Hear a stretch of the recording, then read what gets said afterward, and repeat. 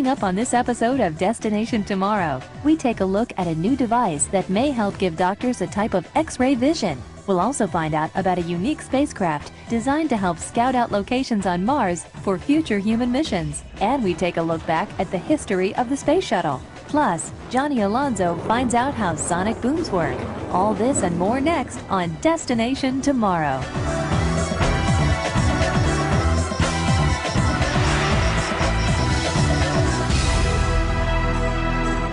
Hello everyone, I'm Kara O'Brien and welcome to this edition of Destination Tomorrow.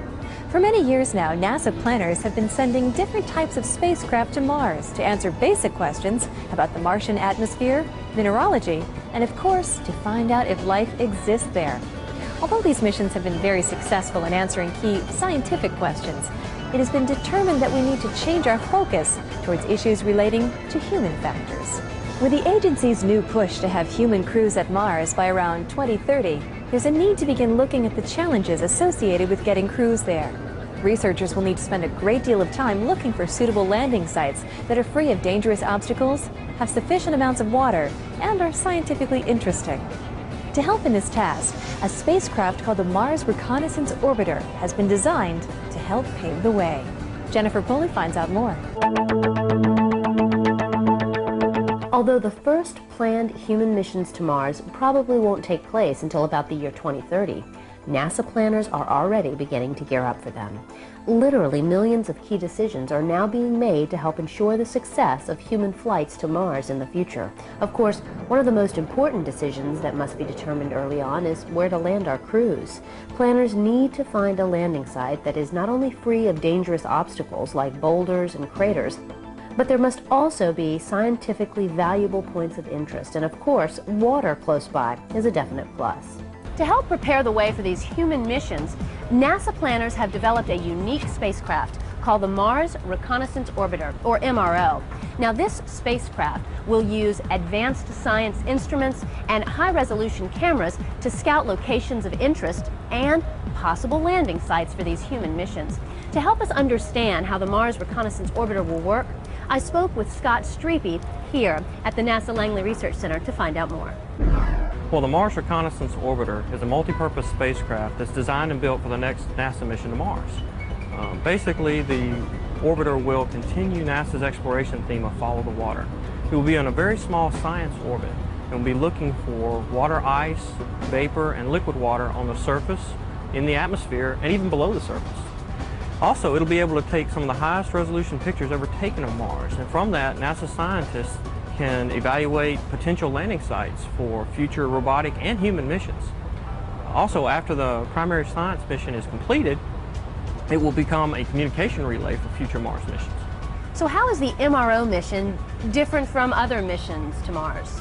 Well, this particular mission has a high-resolution camera on board. It will take more detailed pictures than we've ever been able to take before. Carrying the most powerful telescopic camera ever flown to another planet, the Mars Reconnaissance Orbiter will be able to show surface features on Mars as small as a kitchen table. This high-resolution camera will provide a wealth of information about possible landing sites by photographing the Martian surface in unprecedented detail.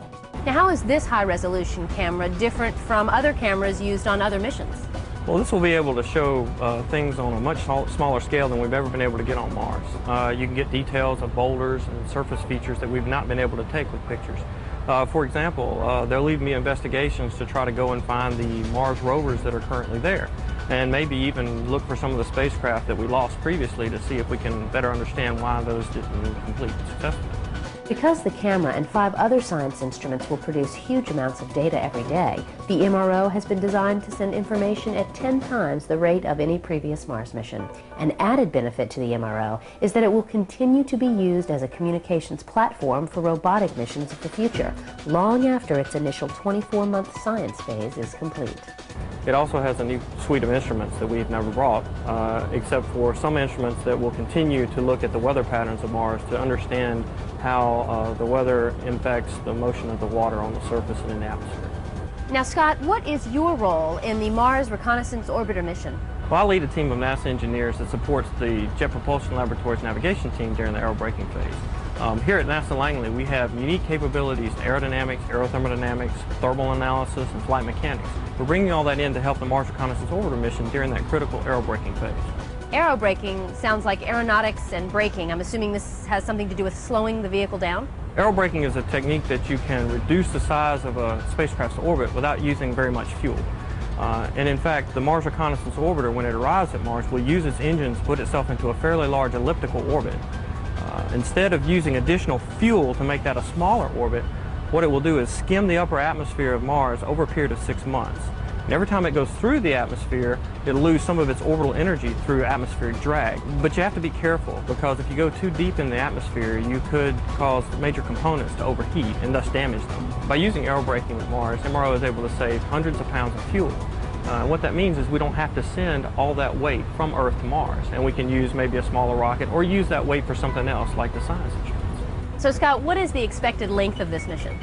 Well, after aerobraking finishes, the primary science mission lasts 1 Martian year, which is about 24 Earth months. After that's completed, that's when it will become a communication relay for future missions. Now, the term reconnaissance means that you're looking for something. You said you're looking for water. What else are you searching for? It'll help the NASA scientists investigate future potential landing sites for other robotic missions, but also for the human missions that are coming. So Scott, finally, what are your overall expectations for the MRO mission? I'm really excited about the MRO mission. Not only do you have subsurface radar, very high resolution images, the search for water in all 3 forms, looking at the weather patterns, and the ability to send detailed information to and from future landers. I think MRO is uniquely positioned to be able to not only expand our knowledge of Mars, but also continue our recent success at Mars. The Mars Reconnaissance Orbiter is scheduled to take about 7 months to reach Mars and an additional 21 months to take its measurements. But researchers believe that it will continue to be a valuable communications platform for many years to come. Coming up, we'll find out about a new device that may give doctors a form of X-ray vision. But first, did you know that one big concern for future human missions to Mars is the Martian dust? Because Mars has a very thin atmosphere and has about 1/3 the gravity of Earth, the dust on Mars reacts differently to wind than the dust here on our home planet. The smallest dust grains on Mars are as fine as cigarette smoke and can simply hang in the air, potentially causing breathing problems for astronauts if it gets introduced into the spacecraft.